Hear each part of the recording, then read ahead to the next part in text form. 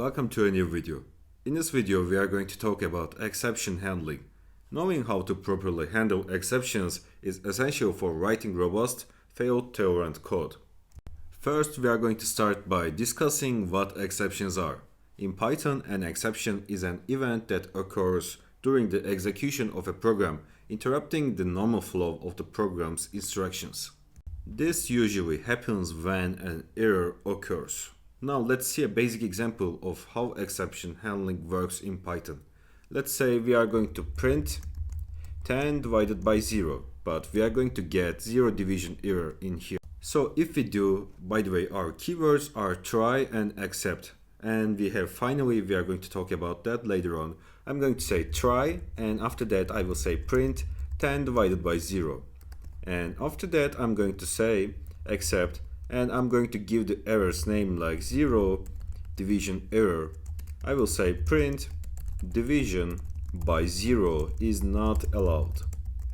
And you are going to see when I run this, we are going to get division by 0 is not allowed, and when I run this I'm going to get an error. So the core difference between this and why this is so useful is when you do a mistake like this in your program will stop and won't work after that. But if you do that, it will print this and continue to work. So we generally use try and except blocks in our programs. So let's talk about it one more time. Here we are attempting to divide 10 by 0, which is mathematically undefined. The code within the try block is where we attempt the operation. If an exception occurs, the code in the except block runs. Often you will want to catch different types of exceptions and handle them differently. Here's how you can do that. So let's say try, and we will say number, integer input, enter a number. So after that we will say except 0 division error. Let's say you can't divide by 0, and let's create one more except block, and it's going to be value error. I'm just going to talk about that for a second before writing it. If you enter anything different than a number, it will give value error. Like let me show you in here. Let's say 10 divided by a. So it's a letter, and after that it's going to give name error because we don't have a variable like a. But what if we just say integer and we will say a? It can't return to a to integer, so it will give value error, and we are handling that in here because we firstly turn this entry into an integer, and if we say a in the enter a number section, it will just fail at this point and it will give value error. So we are going to handle this one. Let's also check what it gives when we do 10 divided by string a. We will get type error in here, so we can also do an exception handling for that, but we are going to just do for this situation right now because it's the first step in our program we are writing. I will say print invalid input, please enter a number, and I'm just going to run this one right now. So when I run this, it's going to ask a number for me. And let's try this different except blocks separately, but let's start with try. So I'm just going to say 5 at the first place, and it's run perfectly. Great. So we can call the number since it worked perfectly. Great, it's 5. So let's try it again. This time I'm going to add print and 10 divided by number again. So when I run this and say 5 in here, it's going to give me the 2. Great, so let's try this except blocks one by one. Let's say 0 at the first place. It's going to say you can't divide by 0. This except block worked, so let's try other. Let's say a in here, for example. It said invalid input, please enter a number. Also let's try something like this, and it's going to give this again. So great, it's working smoothly. Okay, let's talk about that. In this code, we try to get a number from the user and divide 10 by that number. If the user enters 0, a 0 division error will be thrown, and if they enter something that's not a number, a value error will be raised. Sometimes you want to execute some code regardless of whether an exception was raised or not. You can use the finally block for that. So let's say try, and let's just cover the original example 10 divided by, and let's say 2 for right now. We will say except 0 division error, and we will say print. Actually, I need this, and I need to remove that one quickly. We will say division by 0 impossible, and we will say finally, and this is a keyword that, let's say, it will work in any condition. Like we will say this will run no matter what. So let's do different examples of that. I'm just going to run that. I need to change this place of this like this, and also it's going to work smoothly, I guess. Yeah, so this is working smoothly right now. This block is working, and also this block is working since there is no 0 division error. But let's say 0 in here. Now this and this is going to work, because finally will always work in your program. Like you will see the upper block changed to this except block, and finally came up after. Great. So here the finally block ensures that this will run no matter what gets printed, whether an exception is raised or not.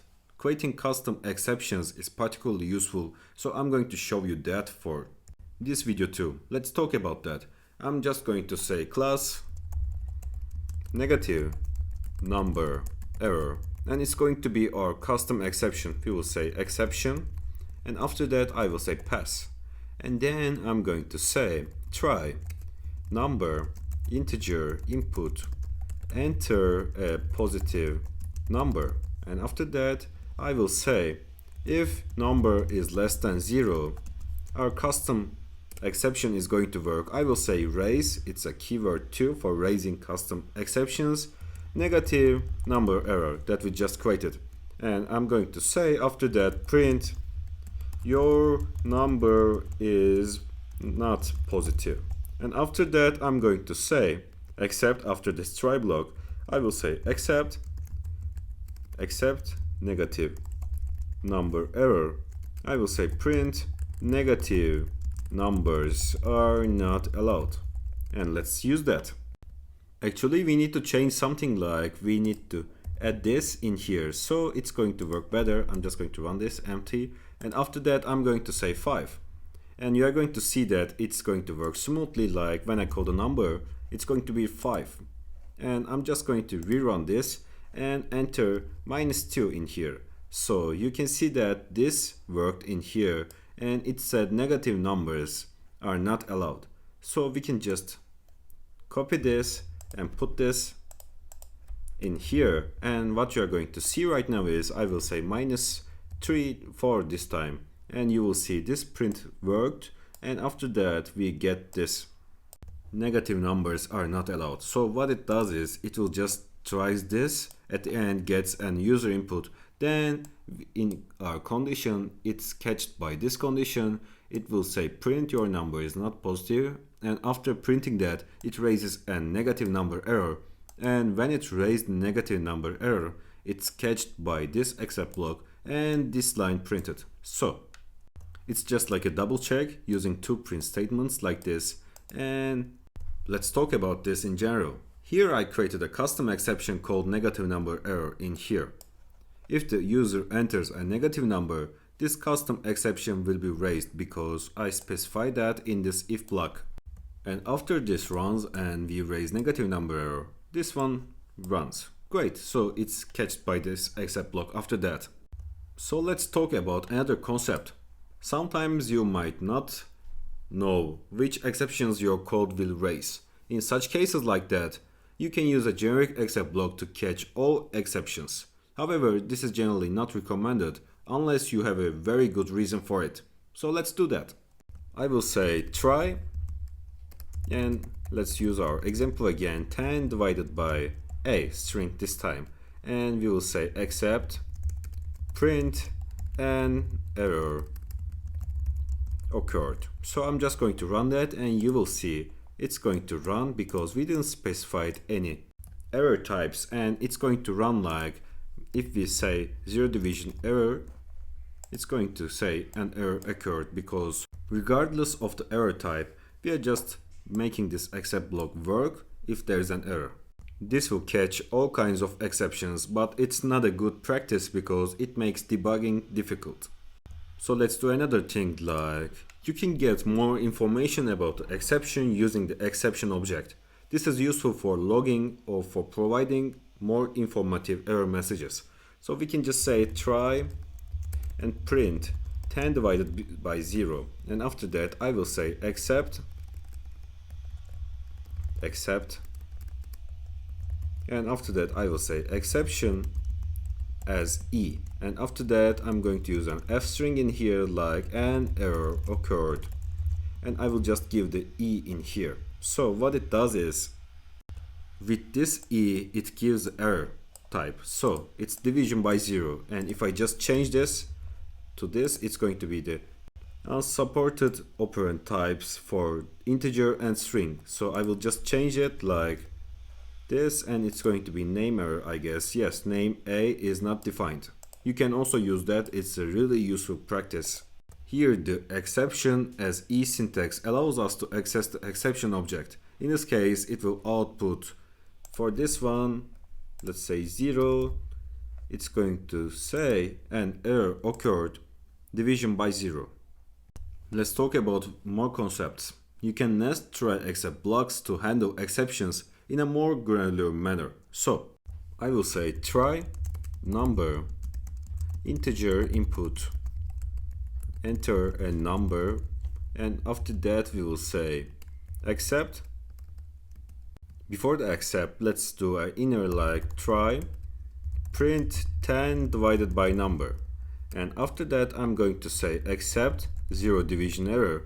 I'm going to say print division by 0 error, and after that what I'm going to do this, I'm going to say except, and I will say value error. Actually we don't need space on that, value error, and we will say print invalid input, enter a number. So what this does is we are saying try get a number, and after that firstly we are checking for this 0 division condition, and if our entry passes that one, it will come to here and it will say if there's value error, then it will say invalid input, please enter a number. So let's firstly try this with 0. You will see that it's going to be catched from this one, and let's say A in here, and it will pass this one, and but after that it's going to be catched by this one. In this example I nested a try except block inside another. This one is inside the other one. So the outer block handles the value error in here, while the inner block deals with 0 division error. This is also a useful thing. So let's see a final concept that we can use the else with this try and except thing, and after that I'm going to finish this video. So let's do that. I will say try number integer input, enter a number, and let's say except value error, print that's not a valid number. We will say else print successfully entered the number, and let's give the number in here. So I will say A, it says that's not a valid number. I will say 0, it says successfully entered the number 0. I will say 3, successfully entered the number 3, and the else block will only run if the try block is successful. If a value error is raised, it won't execute. And that was all for this video. The proper use of exception handling can make your programs robust and user-friendly, but improper use can make them hard to debug and maintain, so you need to use them carefully in your programs. Thanks for watching my video. I'm creating content about data science and programming, and I have a full playlist of Python videos, Python tutorials. You can reach to them from my channel's playlist page. Have a great day.